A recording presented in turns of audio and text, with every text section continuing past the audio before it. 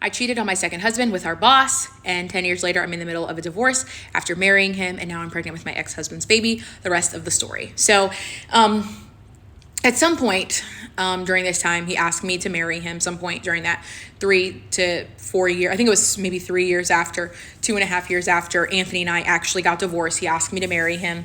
And the whole thing and like how we got engaged was even like weird. It was like one of the times that I tried to leave and I was like, look, like you've been taking all my money for like the last year and a half. Like I want my money back. I want to leave. And it's my opinion that unnamed boss wasn't having it. It was basically like, no, you need to come move in with me.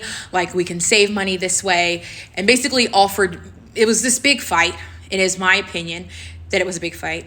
And we're like sitting in the mall parking lot and he's like, I don't have all the money to give you back, but I can give you back half of it, or I can go inside and buy you a ring and we can get married. And dumb, stupid me was like, okay, maybe that will solve everything if we're married. But really it just made things worse. So throughout the entire engagement, I probably called the wedding off like 100 times. Like even the night before the wedding, like I got emails where I'm like, I'm emailing the wedding planner. I'm not doing this.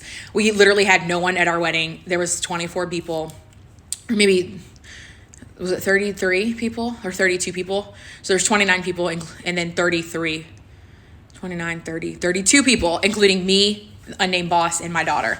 And most of these people were people that we worked with, but people that we barely knew or that I didn't know. I had one friend there that like I knew like from childhood, because she's like my ride or die, and even if she don't agree with me, she's still going to be there, and I'm so thankful for her. You know who you are.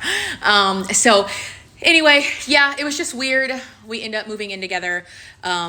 We just dealt with a lot of things.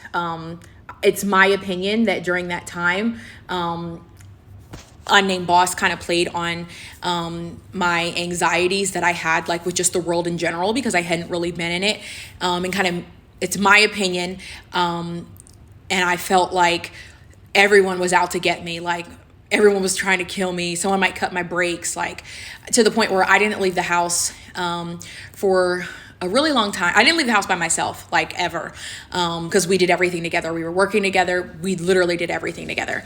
Then I get pregnant with my son, and I was sick the entire pregnancy, so I couldn't leave the house. And so we kind of had to separate for the first time. I'm home, he's out running around working, and he would try to bring me around, like riding in the car with him, but I was just way too sick.